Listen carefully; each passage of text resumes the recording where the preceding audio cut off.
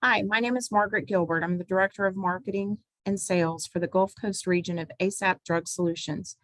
ASAP Drug Solutions is a third-party administrator of drug and alcohol programs, and we're located out of Torrance, California. We're owned by Tang and Company, which was started in over 40 years ago by Dr. Brian and Dr. Helen Tang.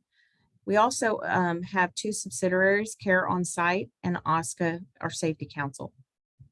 I've been in the business 31 years. I started with Forward Edge Inc., another third-party administrator, and One Source Toxicology Lab. I've been with ASAP for the last 4 years. I wanted to thank the AFPM committee for having me speak today to you, and I'm going to speak on the effects of marijuana and CBD in the workplace. After the presentation, I will take any questions that you may have.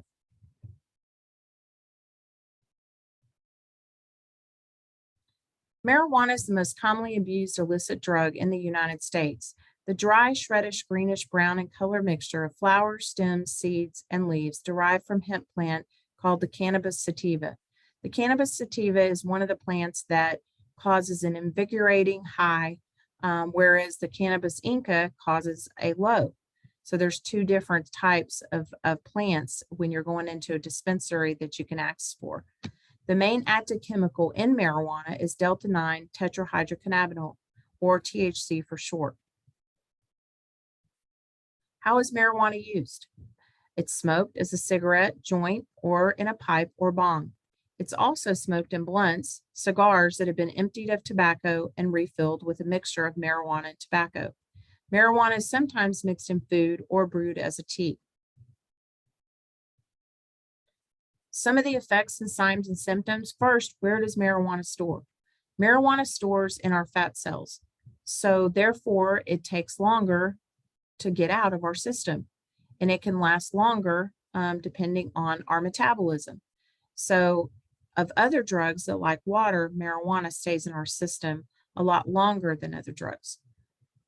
So some of the signs and symptoms that you may see when somebody's using marijuana is bloodshot or glossy eyes, often masked by eye drops, slow reflexes or impaired reaction to time, such as stopping at a stop sign, extreme reactions such as anxiety, panic, and fear, irritating cough or chronic sore throat from maybe the smoke going down their throat, reduced ability to perform tasks requiring concentration and coordination, such as driving or operating machinery. Your heart rate on an average is 70 to 80 beats per minute. On marijuana, it's 20 to 50 beats faster. Now remember, this is a roller coaster drug, so you can be going up and down constantly, and depending on how your makeup of your body is. There's a lethargy or tendency sometimes to nod off or fall asleep, or I don't care attitude. Impairs their fine and gross motor skills, very hungry and thirsty drug, strong pungent odor of sweat, sour, burnt rope that clings to the hair and the clothing. And we've all smelt that before. It has a very pungent smell to it. Now, some of the workplace issues that you might see with marijuana is that, first off, as I said, it's stored in the body fat and it's slowly released over time, causing that long-term effect on performance. Smoking one joint can impair driving ability for at least 4 to 6 hours.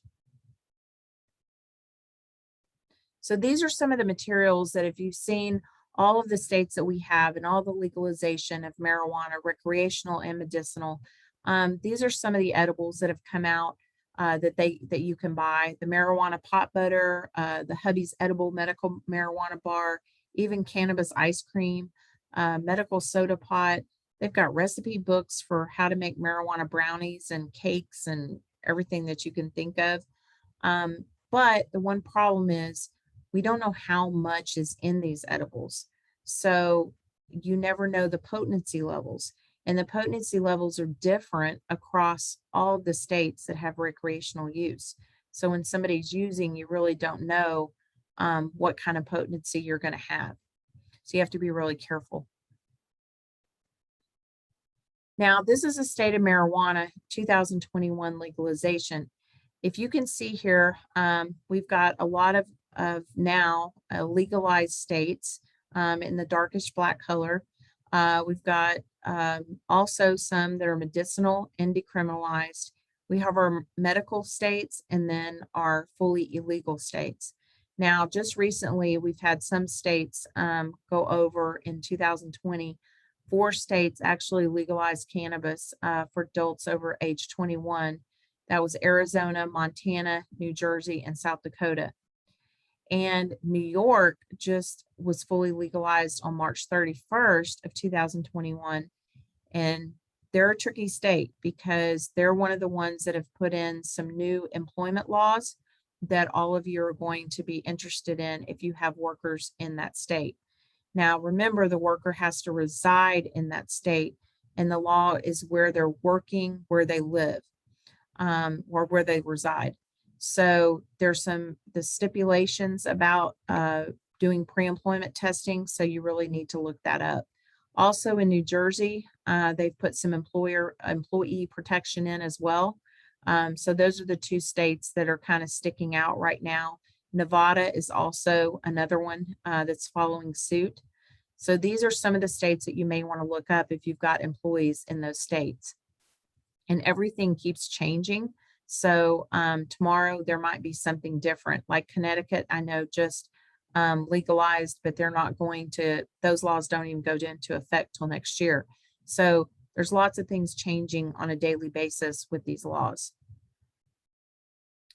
Now, as far as marijuana goes, this is from the drug testing index from Quest Diagnostics. They put out a testing index every year.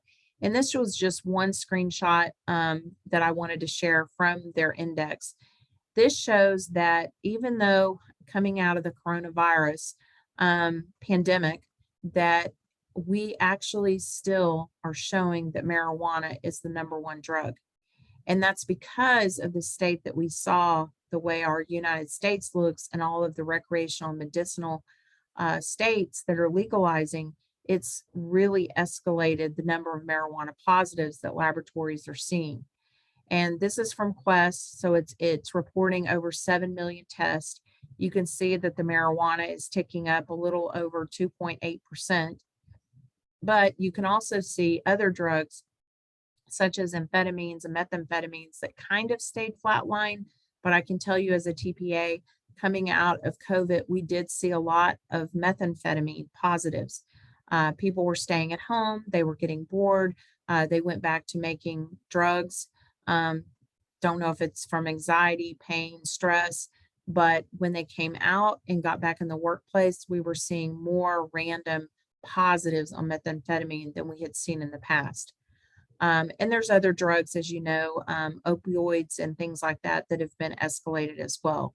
But this is just from 2020. So it just kind of gives you a look of what's out there and what Quest saw. So I'm sure that other labs have their numbers up as well. Now let's talk about CBD. What is CBD? First off, CBD stands for cannabidiol. I can never say that. Cannabidiol. So it is a naturally occurring compound found in the resinous flower of cannabis, a plant with a rich history as medicine goes back thousands of years. It's one of 113 identified cannabinoids in a cannabis plant. So CBD is closely related to tetrahydrocannabinol, which is THC, or the compound that gets you stoned or intoxicated. CBD and marijuana act in different ways on different receptors in the brain and body and have the same chemical composition, but the atoms are just arranged very differently. CBD is metabolized by the liver and the intestines. And I'm going to show you kind of what I was talking about with the CBD and the chemical makeup. They're cousins, but the only thing that's different in these 2 molecules is the actual line right here that you don't see on the bottom right. So that makes them different, and it makes them act different in our bodies. So we're going to see that with this slide. CBD versus THC. So one is non-psychoactive, one is psychoactive. One is neuroprotective, one is a relaxant. So you're going to see some of the differences in the 2. You see one is an antioxidant, one is a drowsiness, one's antipsychotic, one is an analgesic, one is anti-inflammatory, one's euphoria. So CBD mostly is for anxiety, for pain, for stress, and marijuana is more showing on the Delta 9 part, your psychoactiveness, your euphoria, your paranoid, your anxiety, things like that. So I just kind of wanted you to see the two compared side by side. Now, clinical research in 2018 on cannabidiol showed studies of anxiety, cognition, movement disorders, and pain. CBD was reported to help diabetes, obesity, GI disorders, skin disease, and almost everything that is for our well-being. Taken by inhalation of cannabis smoke or vapor as an aerosol spray into the cheek or by drops by mouth. Epidiolex CBD is approved by the FDA in 2018 to treat seizures in people with Lennox-Gastaut syndrome and Dravet syndrome, also used for children with serious seizures. Now, in the CBD market during this time, it just blew up. It was all over the web. It was everywhere. And CBD, as it said, would cure anything. So there was thousands of products, oils, tinctures, pills, liquids used in vaping devices are now widely available in retail stores. They are now kind of going down. You don't hear them as much as you did anymore because the hype's kind of gone, but they're still out there. The market was exploding, and by 2024, they were expected to be up to $15 billion in sales. There's currently no uniform standard or widely accepted testing certifications. It's not FDA cleared. So CBD is definitely a buyer beware market. The states that are approving CBD oil to treat disabling conditions based on anecdotal reports and not hard science. So there are some states, there's 16 of them that have some kind of CBD language in them, but you just have to look up that language to see what that is. Now, CBD products. Well, a recent study showed by the DEA showed that 69% of 84 products of CBD were inconsistently mislabeled and had up to 6.4% THC in it. Look for products with clear labels showing the quantity and ratio of CBD and THC per dose, a manufacturing date, and a batch number for quality control. CBD products actually now have a certificate of analysis called a COA, which means that they have done a full or broad spectrum of how much Delta 8 or how much Delta 9 is actually in these products, and it's listed on the COA. So all of these products have had labs test them. So if they have the COA, and now you're allowed to actually see that. And you can determine, is it under the 0.3% THC dry weight that it's supposed to be that we're fixing to talk about. So you can see all those numbers. CBD's rich products should also be tested for consistency and verified as being free of mold, bacteria, pesticides, solvent residues, and other contaminants. Because remember, it's not FDA cleared, so it could be made anywhere. It could be made in garages. It can be made anywhere you want it to make it. So that's why some of these things really need to be considered. Now, one of the things we said is how to use it is CBD inhalation or vaping or smoking. The onset for vaping and smoking is seconds to minutes. The dose is as little as a puff if THC in it is about 0.3 to 1.0 grams of cannabis. It affects the lungs immediately, then the heart, the brain, and then it's metabolized into the liver. The duration is about 2 to 3 hours from the effect that they have from the vaping, but the onset is immediately. This is the fastest method actually to feel the effects of CBD. Now, CBD can also be administered by the tongue. The onset is about 15 minutes to an hour. The dose is about 2.5 milligrams or 5 milligrams of THC and CBD, which could cause slight high in a new user. Absorption is through the bloodstream via the mouth and then spreads evenly through the body. The effects felt are after 15 to 30 minutes and peak around an hour. The duration is about 6 to 8 hours, and then most of the CBD and THC has been metabolized through the body. So these are just two ways that you can actually do CBD. Now, the hemp definition in the Farm Bill. So the Farm Bill came around in 2018, and it defined hemp as the term the plant cannabis sativa L and any part of the plant, including the seeds thereof and all the derivative extracts, cannabinoids, isomers, acids, salts, with a delta 9 tetrahydrocannabinol of not more than 0.3% on a dry weight basis. So that's 0.3%, under 0.3% on a dry weight basis of THC.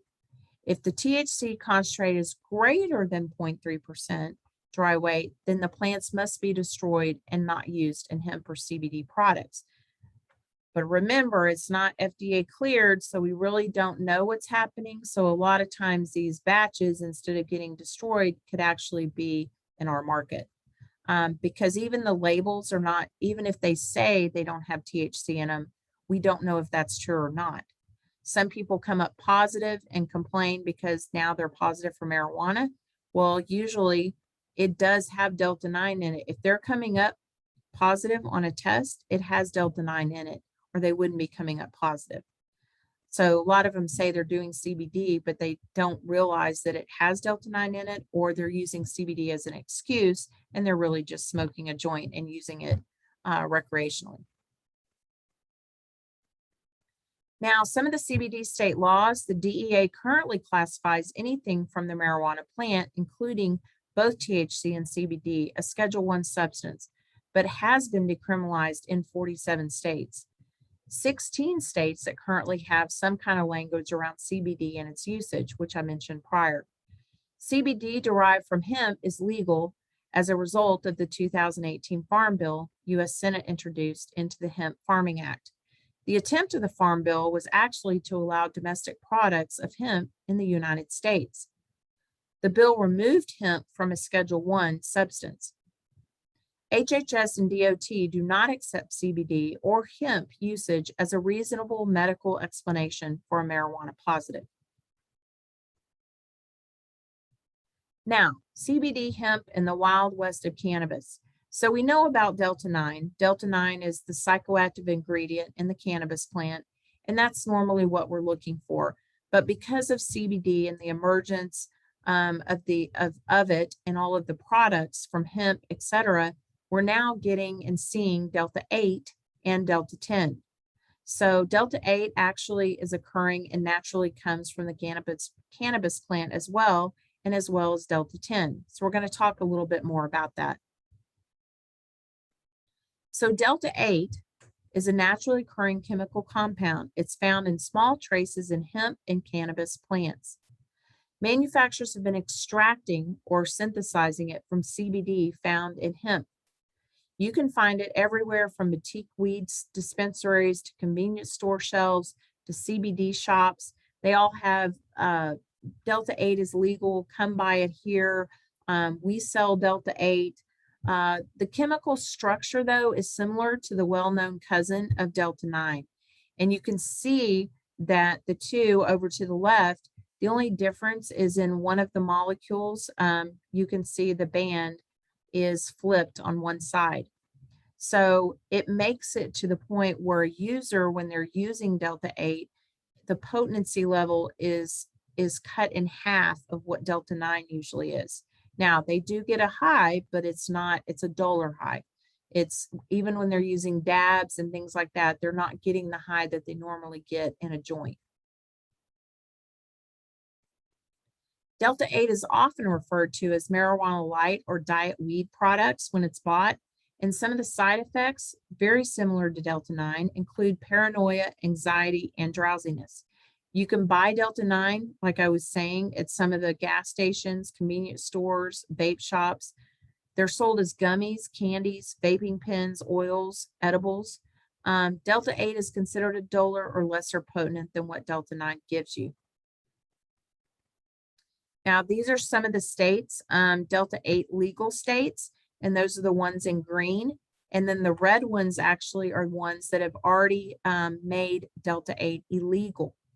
So when we were talking about the Wild West of cannabis, we were talking about all of these new things that are coming out. And you want to ask, well, are laboratories actually finding delta 8? And the answer is yes. Laboratories like CRL and Quest have been finding Delta 8 in their drug tests since January of 2021.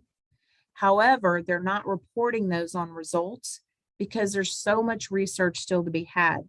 There's so much peer review groups to say, how much nanograms do you have to have in your body before you're actually impaired or high? There's all kinds of things that have to be done. Now, the feds are actually looking at it and they're watching it because it may be something that eventually we're going to have to add to a schedule and get it out of the workplace because we don't want people on our job sites impaired. And right now, this stuff is legal, so people can buy it. So we just need to be aware that it's out there and to be aware, make sure that your supervisors are trained in reasonable suspicions on signs and symptoms so that if they see something going on, they can actually document it, which you got to document, and then they can call a drug test for it. Now, if you have a question and you think somebody's impaired, but they don't show up for anything, we can always call the laboratories and ask for consultation, and they'll usually tell you what it is. They just won't put it in writing yet. But this is something that is coming. And especially with our corporate and company policies, we've got to be aware of all of these cannabis changes and all of the things going on in our industry. So when you're looking at your policies for corporate level or company policy, you need to be thinking, okay, look at all the states I just saw, all the laws that are changing, all the cannabis elements and substances that could be out there. And what do I need to do with my policy? Well, with your policy, you need to make sure that it's not just one big policy, because one big policy is a thing of the past. So if you have, you got to know your labor force. So if your labor force is located all over the United States, you need to make sure where are those people residing when they work, as I was saying before, because that's going to make a difference in what law takes effect for those workers, right? So you have to make sure in your policy that you address that. So first, you want to get your policy language updated and include all the forms of drug testing technology. We've got to have tools, all the tools in our tool belt. So if we've got hair, we've got oral fluid, we've got urine, we want to have all those different matrices in our policy. Because as you know, hair is after the consumption, you're going to see it back 2 weeks from now. So I'm not going to know what I did today, but I'm going to know 2 weeks ago what I did, right? Up to 6 months. And then with oral fluid, after 12 to 24 hours, you're going to see what you got from oral fluid. And sometimes in oral fluid, that's how the duration, but sometimes in oral fluid, you can tell 30 minutes after use if you've got marijuana in your system, because it tests for the parent drug. So also with urine, you can always detect urine either probably about an hour to 2 hours after it goes through the system. But it stays longer in the body, usually, especially for marijuana. But you want to update your job descriptions as well. So you need to make sure, because the only thing that's going to help you with this changing environment is safety sensitive. So make sure that your job descriptions have safety sensitive in them where they need to. So make sure those safety sensitive job descriptions are detailed out to why they're safety sensitive, because you're going to need that if anybody ever challenges you. Also classify those positions and then teach your supervisors, like we said, the ADA reasonable accommodations communication and about signs and symptoms. And then also choose your medical experts wisely. You need to make sure, you've got a medical review officer that you can talk to about medicinal marijuana, medical cards, things like that. If somebody comes up positive, you have an OCMED doctor. Fitness for duty might play a part and might be very important depending on the state that you're testing in. So some of these things are really good suggestions when you're going over your policy. And then in your policy also, what kind of drugs do you want to test for? Like on non-regulated, you have a choice versus regulated, you have to do what the DOT says. But on non-regulated, do you want to add fentanyl? Do you want to add certain drugs that are popular or trending right now? Do you want to have that option? So those are just some of the things you need to think about. And I hope you enjoyed this session. And if you have any questions at this time, I'll take them now. Thank you.